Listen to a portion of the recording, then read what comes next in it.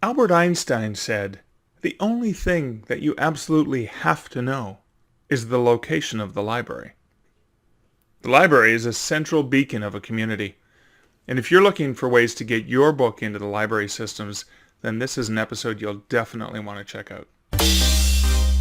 Welcome to the Stark Reflections on Writing and Publishing podcast.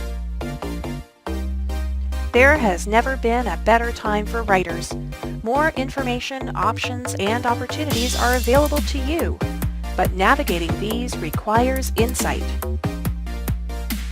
Join Mark Leslie Lefebvre as he draws upon more than a quarter century of experience as a writer, a bookseller, and a trusted book industry consultant to explore and reflect on the writing and publishing landscape to help you make informed choices on your writer journey.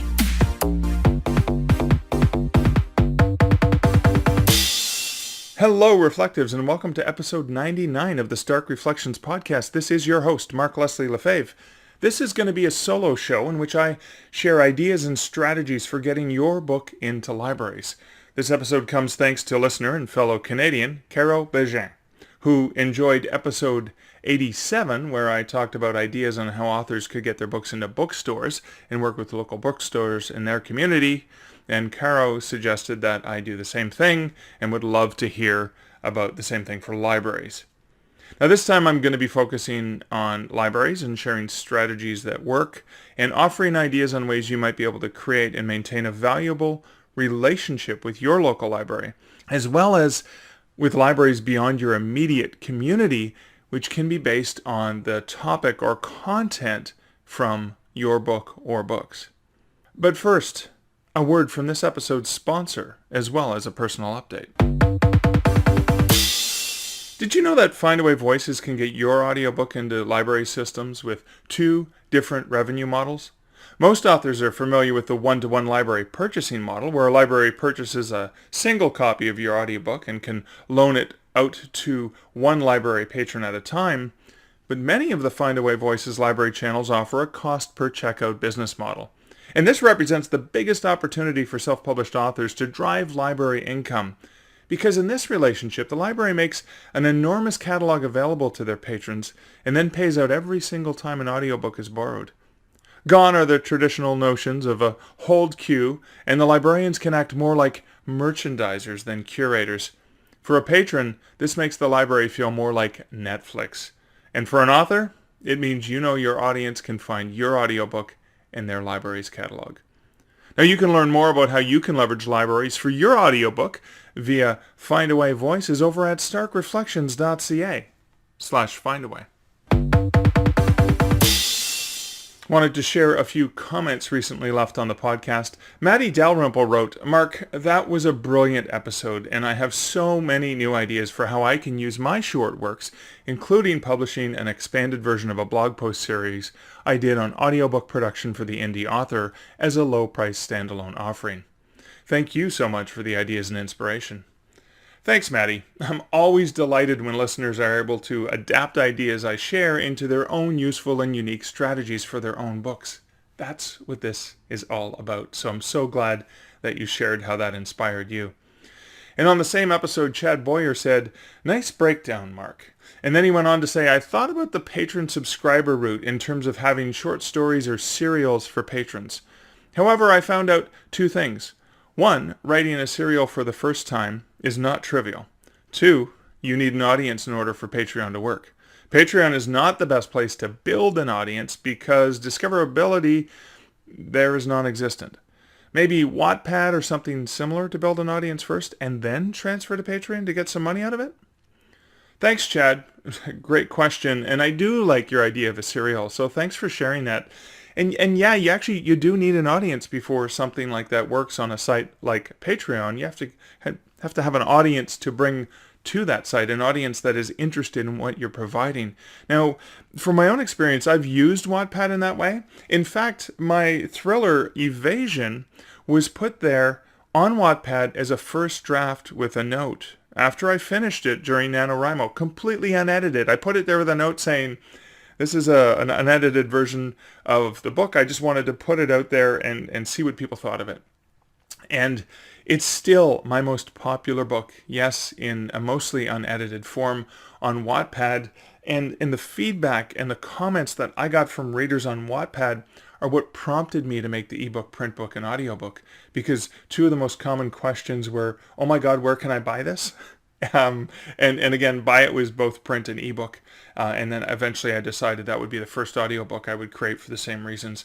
And then the second question, which I haven't yet actually done anything with, was when is the sequel coming out? I had never intended on doing a sequel, but reader feedback suggested that I could continue the story. And of course it does have a bit of an open ending, so yeah, there are many things to do there. Not that I've gotten to it, but that's another issue with my procrastination, and we're not going to go there right now. But thank you, Maddie, and thank you, Chad, for leaving comments on episode 97. If you have comments about any episode, feel free to leave them over at starkreflections.ca or just at me on Twitter. I'm at Mark Leslie on Twitter. Now, in terms of a personal update, I am very pleased to be part of a writing-related story bundle that is running right now as I record this, and will be running as this goes live on Friday, October 11th. And it'll be running for approximately another 50 days or so after you first hear this, if you are hearing it, around Friday, October 11th, 2019. It's the 2019 NaNoWriMo Writing Tools Bundle, and it was curated by my good friend Kevin J. Anderson. The bundle includes 14 books and a video course from Dean Wesley Smith. Now, I created a special exclusive 2-in-1 of the 7 Ps of Publishing Success and Killing It on Kobo, the first 2 books in my Stark Publishing Solutions series, and I did that just for this bundle.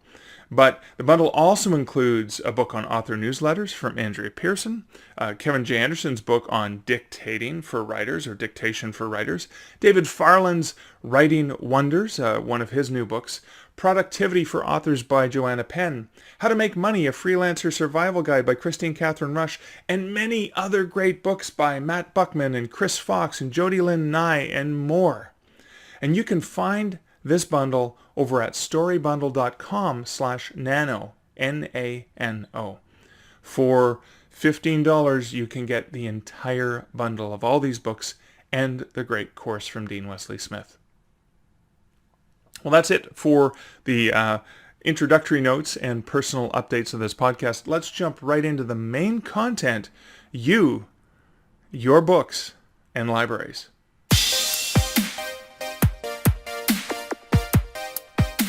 When I was a little kid, I remember one of my very first visits to the local public library. I lived in a small town of less than 2,000 people in northern Ontario. The nearest bookstore was an hour's drive away. But my small hometown had a public library. And the public library was a truly magical place.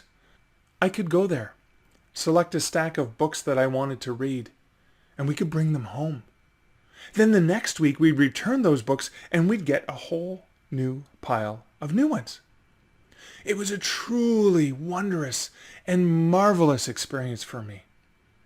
I imagine your local library when you were growing up might have been a similar wonderful experience for you. Obviously something got you into being interested in writing. Chances are very likely that it was reading. And chances are it was reading at an early age, and chances are the library was involved. Now, I continued that tradition of library visits with my son when he was little. Every Saturday morning we would get up and we would head to the neighborhood library where we'd pick a stack of books to take home that I could read to him throughout the week.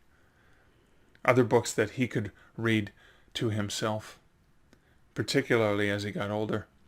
And I remember as he got older that moment when he got his very own first library card. That, to me, was like passing him the power of Thor's hammer, or the majesty of Excalibur, or perhaps more accurately, showing him the doorway to countless worlds and experiences. That's what a library is. It isn't just a building filled with books. It's a dynamic part of energy that opens up the world to quench thirsty minds. As an author, there are 3 main formats of books that you can get into the library. print, ebook, and audiobook. At least for now, in 2019, those are the three main formats of books. If you're listening to this far into the future, chances are there's more. Chances are there's a lot more, because we're still only at the early days of the digital revolution of publishing and storytelling. But back to those three formats of print, ebook, and audiobook. First, you have to ensure your book is available to libraries. And then you need to ensure the library is aware of the titles, and then that they have the desire to acquire them. And that's what I call the 3 A's of library strategy. They're availability, awareness, and acquisition. I have a thing for alliteration, what can I say? But let's start with the idea of availability.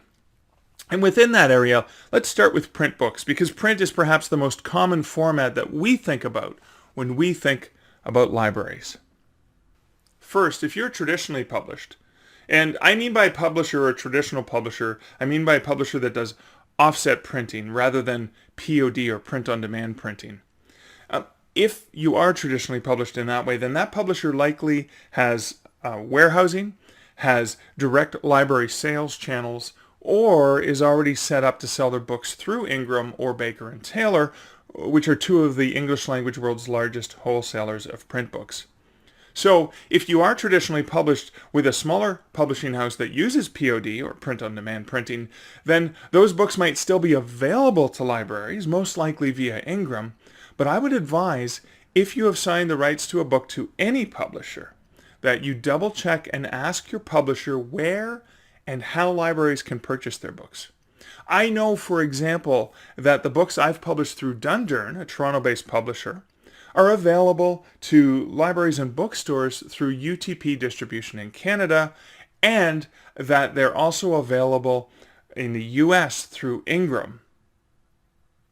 Now, for my self-published books, which are not printed through a traditional publishing house and not printed in offset printing and not stored in warehouses, they are print-on-demand titles or POD titles.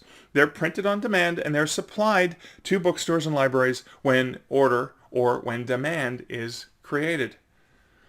I know that these are available to the libraries and they're available via Ingram. Now, the best, most direct way for authors to get into Ingram's system is using Ingram Spark. Ingram Spark is an author-friendly front end to get your book into Ingram's print-on-demand catalog. You can also get the book into Ingram's catalog via other sources. So some service providers do offer library distribution as well. I know that, for example, Draft Digital Print, which is currently in beta at the time of this recording, goes through IPG, which is, they publish a lot of independent publishers in the States or distribute for them. But it goes through IPG and Ingram for global POD distribution. So if you're using some other POD service for your self-published book, check with them to see how their books are made available to libraries. Now, a note of caution here. A lot of authors use Amazon KDP Print, and Amazon KDP Print is free, and it's a great way to get your book into Amazon's catalog. Probably the best way to get your book into Amazon's catalog. But their extended distribution option isn't as attractive nor as appealing to libraries. Now, this is likely due to crappier terms offered to bookstores and libraries than the library would most likely get if you control that via a place like Ingram and Ingram Spark. Now, some libraries might actually be opposed to the idea that they're ordering books from Amazon. So that could actually be a thing that puts them off. I know it definitely puts off bookstores, particularly independent bookstores that are feeling the competition from Amazon. It's like saying, hey, bookstore, go and order my book from the big giant monolithic company that's trying to put me out of business. Go and order it from your worst competitor. But you can use Amazon Extended Distribution, but just be aware that you might get some pushback from libraries. So that could negatively impact both the awareness and the acquisition. So availability may be there, but awareness and acquisition might be reduced in some cases. Just be aware of that. And in that same vein, if you are using Ingram Spark to make your POD book available to libraries, The authors that I know with the most success selling into those channels have usually selected the deepest discount available, like 55%. Yeah, I know, it means a deeper hit on their margin, and sometimes it requires having to lift the retail price a little. But that larger discount to libraries and to bookstores can be appealing to the buyers at libraries and bookstores. And while bookstores are also looking for non-returnable terms, the library purchasing model isn't about returns. So you stand a much better chance of library acquisition than you do bookstore acquisition. And that's a great thing to consider when you think about the reach that libraries have into different communities. Now, let's move on to availability of ebooks. There are a number of library wholesale distributors that exist and help you get your books into the library markets. I'm not going to provide any sort of authoritative list of them because you have access to Google after all. You can use places like Smashwords, Draft2Digital, StreetLib, Kobo Writing Life, for example, to get into the various channels that serve the library markets. There are other options such as Self-E, which is Self-E, which is a joint venture from Library Journal and BiblioBoard. It's designed to expose self-published ebooks to more readers via public libraries. Distribution through Selfie, though, is royalty-free, which means authors don't earn royalties, do not get compensated through this platform. Selfie might best be seen as a marketing tool to build a readership through library channels, but for the purposes of this episode, I would much rather focus on the opportunities that allow you both exposure in the library market as well as income. Now, many of these channels serve iBooks to Overdrive, and Overdrive is perhaps the world's largest wholesaler to the library market for English language titles. So let's spend a little bit of time focusing on them. First of all, it is possible to have a direct account with Overdrive. It's difficult, but possible. And however, and I base this on speaking with dozens of bigger name indie authors who were able to establish a direct account with Overdrive over the years, it's likely not worth your time, hassle, and struggle. The systems and the methods by which you can get titles into their systems directly are painful and extremely manual and require understanding and using FTP and Excel files and a bunch of frustration that'll remind you of the press play on tape 1 days of computing if, like me, you're of a certain age. Seriously, the people at Overdrive are among the nicest and most passionate book nerds you will ever meet. But their systems are not optimized for small publishers or indie authors communicating with their business. Their systems are optimized to serve the library community, which is their forte and why you want to be in their catalog.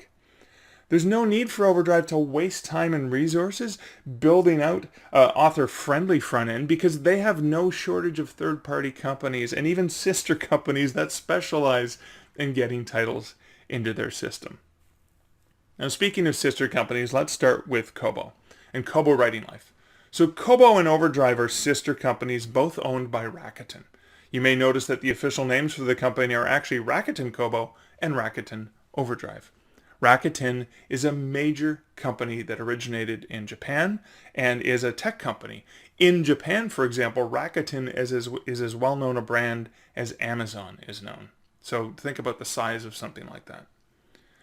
Now, because of this ownership with Rakuten, and because of the months that I spent negotiating when I was running Kobo Writing Life, if you make your books available to Overdrive via Kobo Writing Life, you get the same margin that you do if you had an account directly with Overdrive. So you get all the benefit of the margin without any of the hassle of the tech stuff that you have to deal with. And that margin is 50% of the library list price. I.e., if you set a library price of $10, you would make $5 every time a library buys a single copy of one of your ebooks. And that's under what's known as either a one-to-one or a one-copy, one-user licensing model. This means that if a library system, the New York Public Library, for example, buys a copy of your ebook, they can loan it to one patron at a time forever. You get paid a decent amount upfront for the book, 50%. Now, this one copy, one user model via Kobo Writing Life, which offers you that 50%, is the highest margin that you'll make from any third-party provider to Overdrive. If you use Smashwords, That one copy, one user model will get you 45%, and via draft to digital, you get about 47%. However, with draft to digital, there is an additional model that isn't currently available via Kobo Writing Life. If you make your book available to Overdrive via draft to digital, there's also an option to opt into the CPC or cost per checkout model. Now, in the cost per checkout model, libraries are able to get access to the same title for more than one user at a time. And instead of a fixed higher margin of 45, 47, or 50% of the library list price, they actually pay 1/10 of the book's full list price each time the book is loaned out. Here's how that difference works. For a book that I have listed with a US dollar retail price of $4.99, I may have the library list price as $6.99, for example. That would mean that via Kobo Writing Life, I'd have the single option of one copy, one user, and I would make $3.49 per sale to a library market. Or I would make $3.27 via draft to digital. But in a cost per checkout model, which Kobo Writing Life doesn't currently have, I'd make 46 cents every time a patron checked that book out. Now, I would make less up front, like you would do in that one copy, one user model. But after more than 7 people checked out the book, I would start to earn more than that single sale. And in my own experience, particularly with the cost per checkout from audiobooks, those residual smaller payments can really add up. Imagine that your book is being read by a local book club. Now, some people are going to buy the print book, some are going to buy the ebook, some are going to flock to their local library. Either the library has to spend their budget on buying multiple copies, or one lucky reader will have access to it at a time.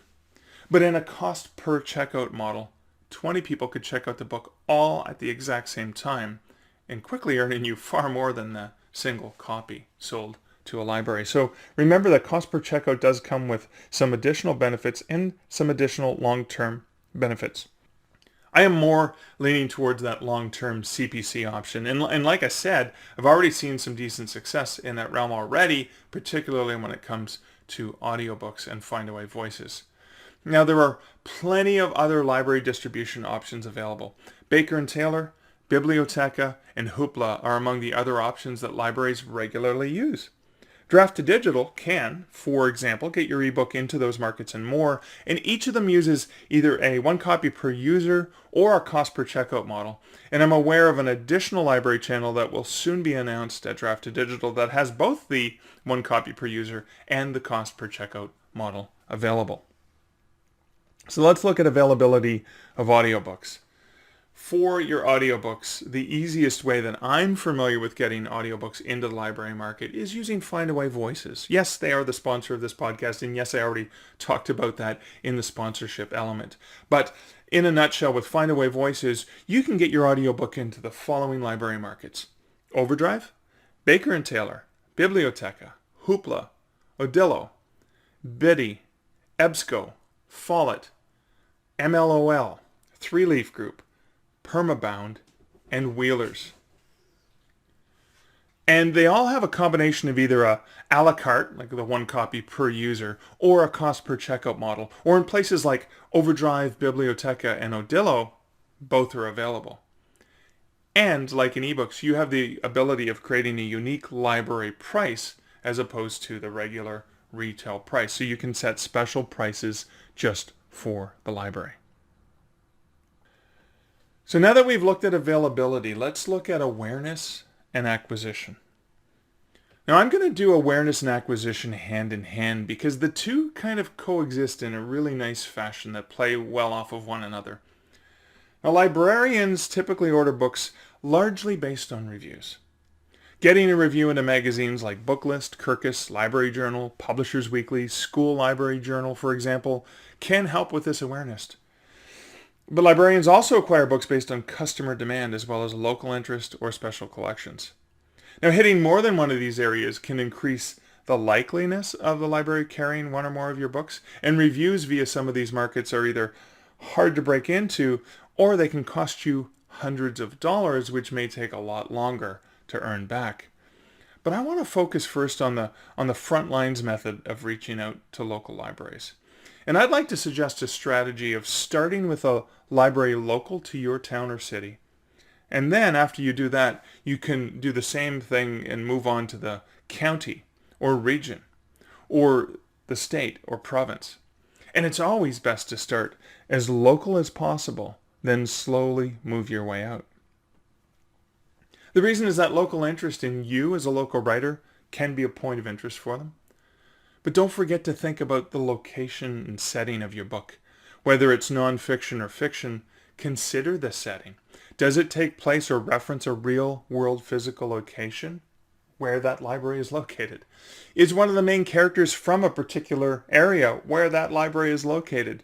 That can be a local interest element. Or maybe the library specializes in a particular genre, like kids' books in school libraries, for example, or science fiction, and the Merrill Collection branch of the Toronto Public Library, for example, specializes in Canadian science fiction and fantasy. So even if you don't live in the Toronto area, if you're a Canadian science fiction and fantasy author, making them aware of that so they can acquire the book for their collection could be a useful thing.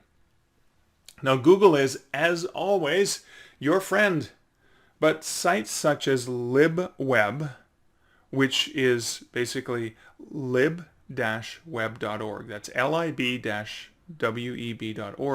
they can help you find local different library markets. And you might want to, when you're researching library markets, is you may want to start creating some sort of spreadsheet of library contacts so you can keep track of who you've reached out to and who these people are, so you don't have to keep going back to the website once you find them. It's simple if you just do local, but it can start to get more complex if you start reaching out to a broader range of library audiences that are beyond your local region. So you might want to have fields for things like library type, and that would be, public, academic, public school, etc. The library name, library branch, the library website URL, the contact name, and the contact title or role. And again, you may have one library where you have multiple contacts, names, and titles. And so the email address for the contacts, phone number or extension for your contacts, the date you contacted, which of the contacts you reached out to, and additional notes might be when you heard back from them, if you hadn't heard back to them, if you plan on doing a follow-up, etc.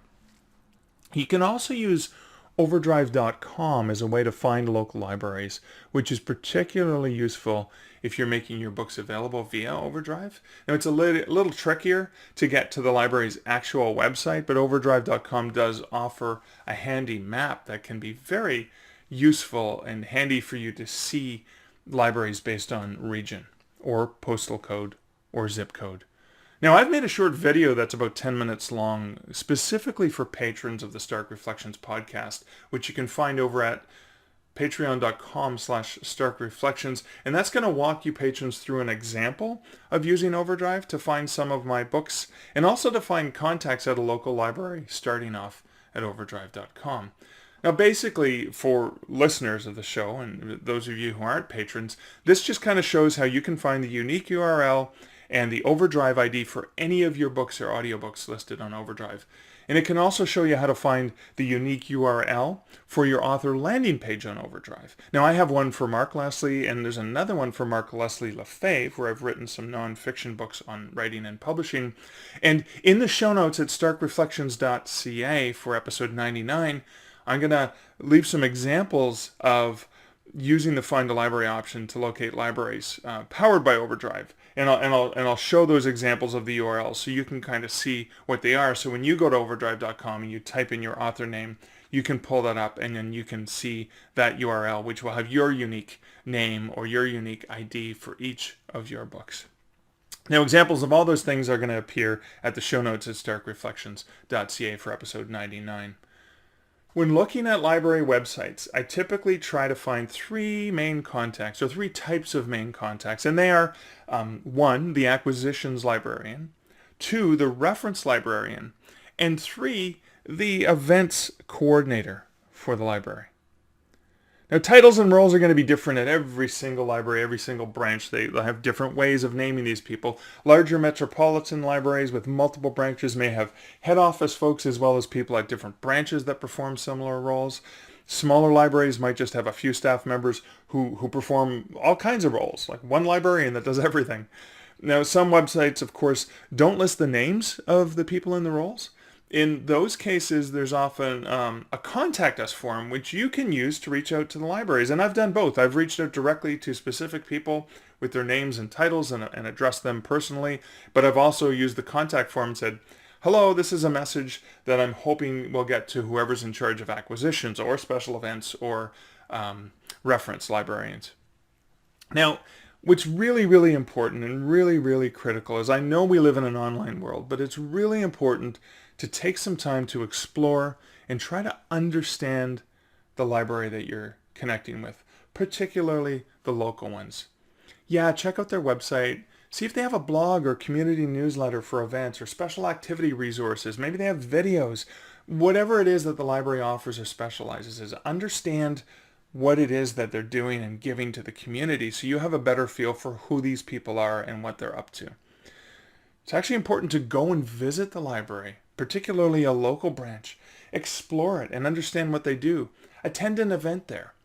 Often the special events coordinator or some other person involved in events might be the person introducing the guest speaker or the workshop leader.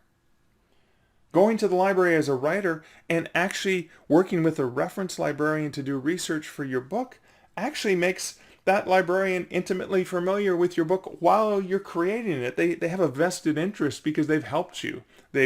Whatever that research is that you're looking for, if you're looking to understand something about a profession, let's say your main character is a surgeon and you have no access to understand what that's like, reference librarian at your local library is a great person to connect with for that. But in a nutshell, the more familiar you are with the library, their operation, the way they do things, the more comfortable you're going to be when you reach out to them to talk about you and your book and how you and your book can actually serve the library community. And you have to think about it that way. How are you and your book serving the library community? Now, I'm going to use an example. If you reach out blind to a local library with a Dear Sirs letter that talks about why your book is great and why they should carry your book, you may not get the same reception as reaching out to a local branch where you've already attended an event and you can even comment on or compliment them on something about their library. Here's an example. Dear Sheila, I attended the Kitchener Public Library's book launch for James Allen Gardner last month, and I had an absolutely wonderful time. The event was informative and inspiring, and I particularly loved the Q&A format with James and the interviewer that made it look like James was a guest on a late-night talk show. The beautiful atrium where the event was held was the perfect venue for it. The acoustics were amazing, and I commend your staff and the signage that you made available. Those both helped make for a very pleasurable experience that night, and I look forward to attending more events like that. I wanted to let you know that I'm an author who recently moved to the region, and I have a book that I recently published which is for writers. It's available in print, ebook, and audiobook format, and the ISBNs for each format are listed below, as is a link to the book via Overdrive where you can see the ebook and the audiobook version, which I see is one of the sources that you acquire audio and ebooks for. I also offer workshops that help writers understand the business of writing and publishing, and I would love the opportunity to discuss hosting a workshop for any of your patrons who may be interested in getting started in writing or perhaps in furthering their knowledge and understanding of the business aspects of writing and publishing. Now, apart from the aforementioned book, I've written or edited more than 20 books in the past 15 years with small presses, academic presses, Dundurn, Canada's largest independent publisher, as well as indie published titles. And I've also worked in the book industry since 1992, etc., etc., etc. That's just an example of when you're talking to the library, ensuring that they know you're familiar with the library, and if you've had a good experience in any way, shape, or form with the library, whether it's the browsability of their website, whether it's some sort of curation that they've done for a book that was recommended to you, doesn't matter what it is, let them know that you appreciate what you're doing in the community. Let them know that you're a part of this community. And then also importantly, let them know what it is that you can do to help serve them as they serve the community. You're there to provide them with valuable content and resources, because that's what a library is. Library is valuable content. A library is valuable resources. Now, the acquisitions or the collections librarians are typically the ones who do the purchasing. So it makes sense to contact them when letting them know about your new or your backlist book. But you also might want to ensure that the director or the head librarian or the branch manager also knows about it too, because it never hurts to have more than one person made aware of your book.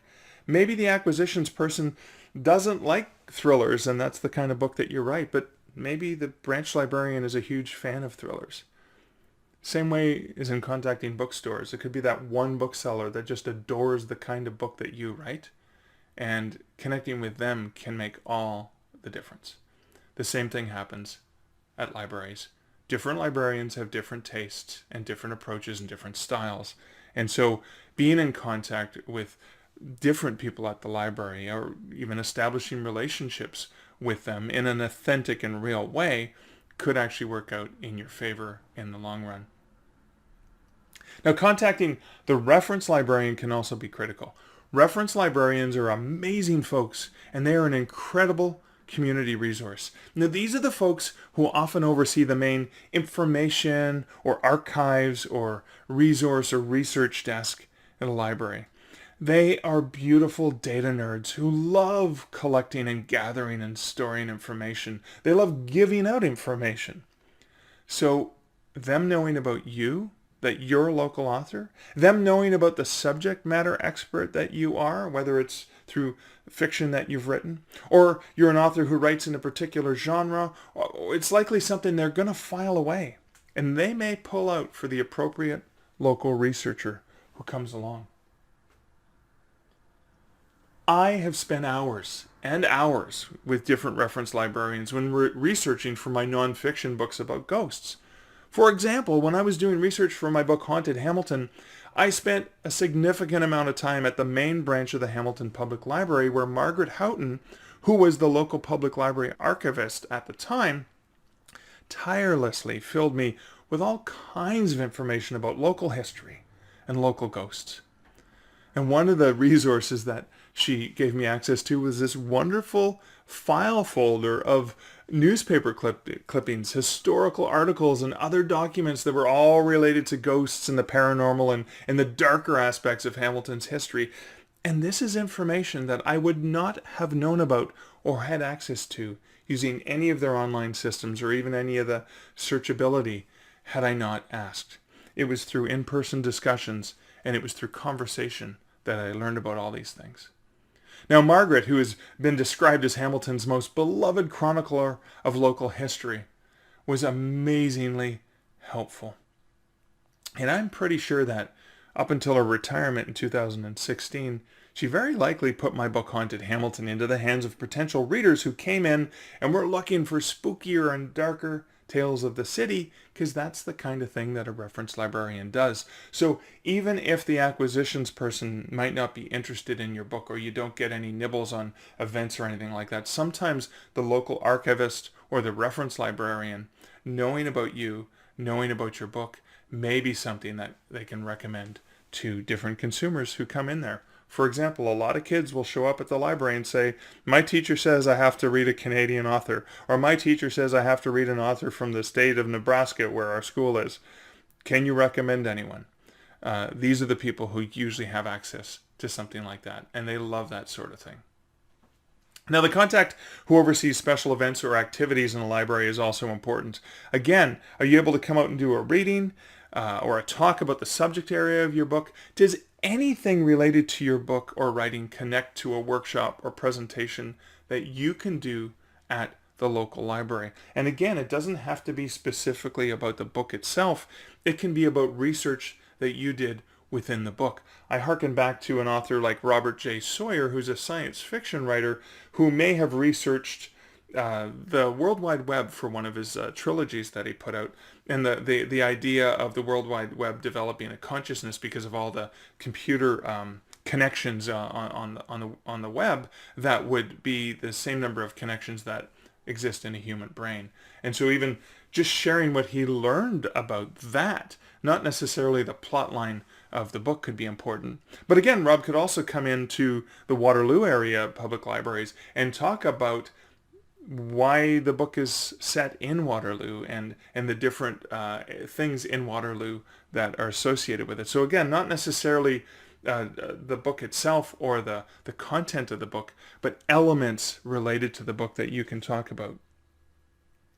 Making yourself and your expertise known to the events coordinator is a great way to connect with the local library, because they're always looking to fulfill a need in the local community, whether it's information, inspiration, insight, or just plain entertainment. And this is a way that you can give something or offer something that might be of value to a local library. Think of it the same way I like to think about social media. 80% give and share, 20% ask. Same thing goes for libraries. Now, one of the reasons why I like to include links to the books in Overdrive, which I talked about earlier, is because you need to be made aware of something really, really important. I think it's important for authors to be aware that, now when Smashwords, and amazing, they were there for authors in the early days, and I love that they were there and created this amazing opportunity. They were the first major self-publishing service to get indie published titles into the library system. And they ended up flooding the Overdrive database with a bunch of inexpensive and potentially less than stellar quality 99-cent titles. And the librarians at first were delighted with the pricing, because after all, the major publishers were charging ridiculously high rates for their books. Major publishers charge upwards of $30, $40, $50, $60, $70, and $80 for a single title. But libraries could suddenly buy 10 or a dozen books from Smashwords for the price of a single hot title from a major publisher.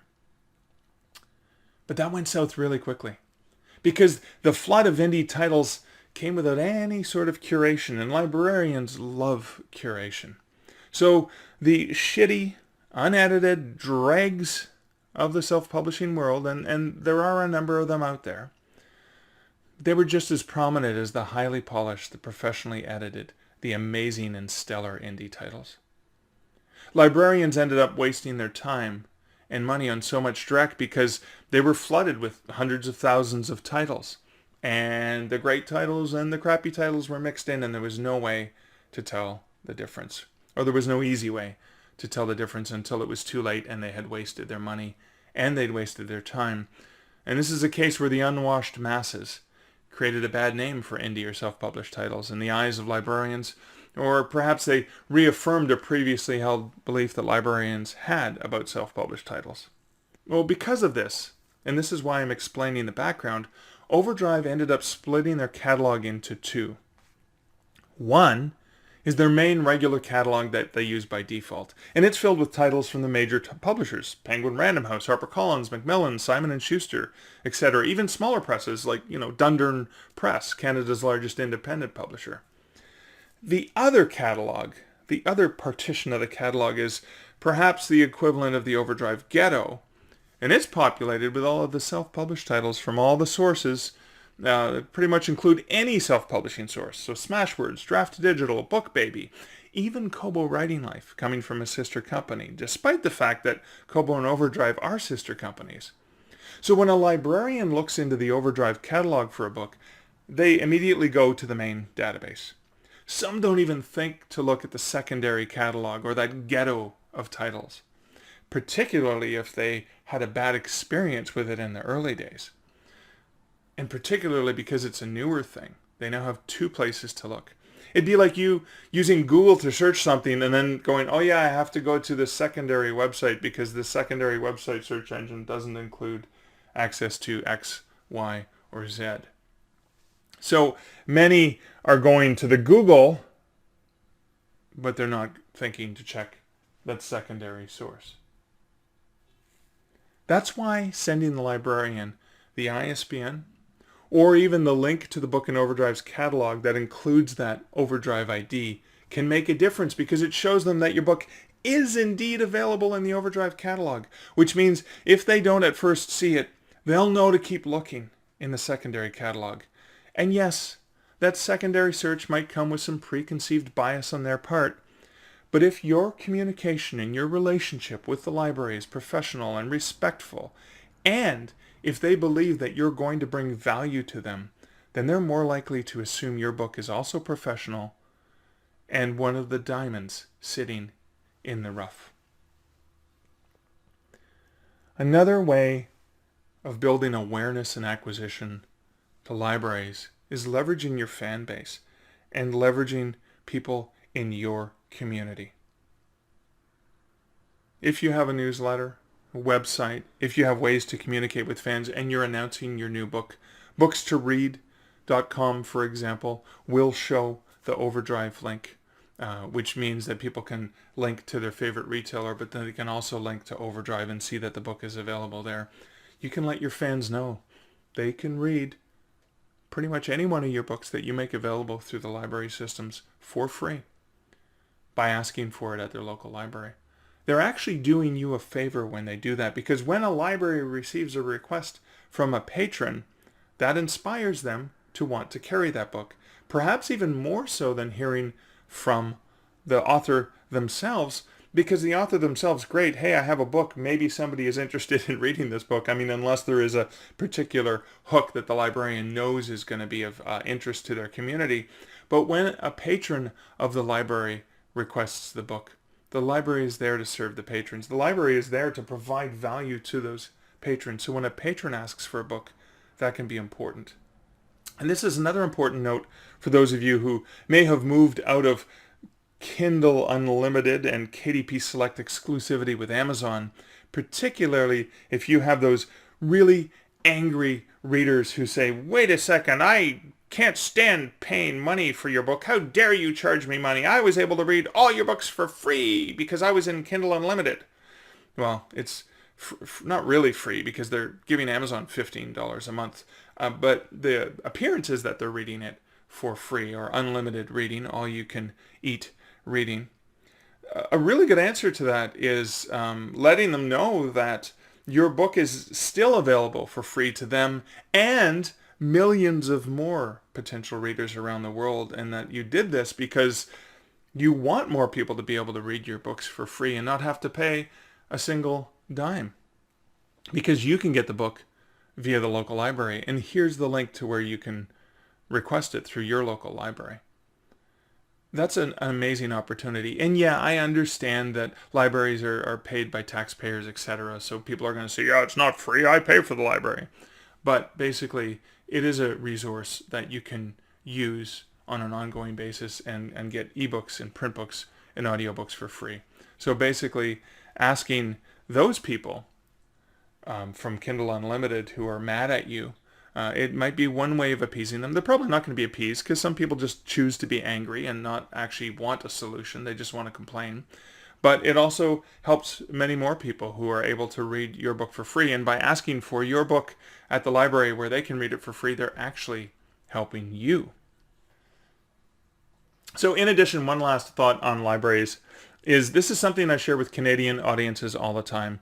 And it may apply to you if you're not Canadian, if you live in one of the Commonwealth countries, like if you live in the UK or you live in Australia, and that's the public lending right. Public lending right is the right of authors to receive payment for free public use of their works in libraries. And more than 30 countries around the world have public lending right programs. In some countries, payments to eligible authors are based on library lending. In other countries, payments are based on the total number of copies of each book held in libraries.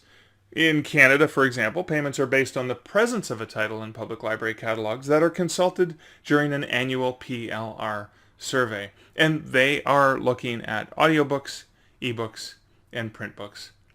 And PLR payments are determined based on the presence of an eligible title in the collections of selected library systems. So Canada's PLR approach is to include library catalogs with large collections from all provinces, territories, and regions of Canada. And they don't take into account the number of copies found in each library or the number of times a title has been checked out, just any single instance of that book in a library. So in 2019, for example, my public lending right check that came in around late February, was large enough that it paid for my all-inclusive flight, meal, and drink plan for a trip to the Dominican Republic. So it's not chump change. And it's something that can add up and become a sizable annual source of income for you if you happen to live in one of those territories that has public landing rights.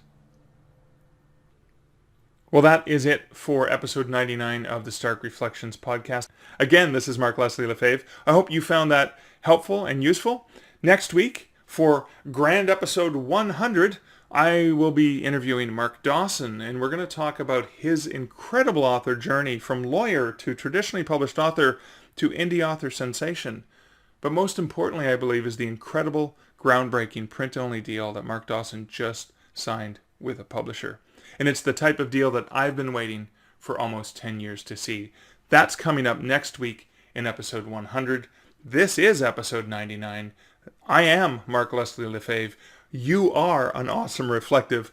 Thanks for joining me in the Stark Reflection podcast. If you enjoy this podcast, please feel free to share it with a friend that you think would find value in the content. That's your way of paying it forward and helping your friend and helping me. Again, this is Mark Leslie Lefebvre. Thanks for listening. Until next week and episode 100, here's wishing you great writing and good Stark Reflections. Thank you for listening to the Stark Reflections podcast. You can find show notes for each episode at starkreflections.ca.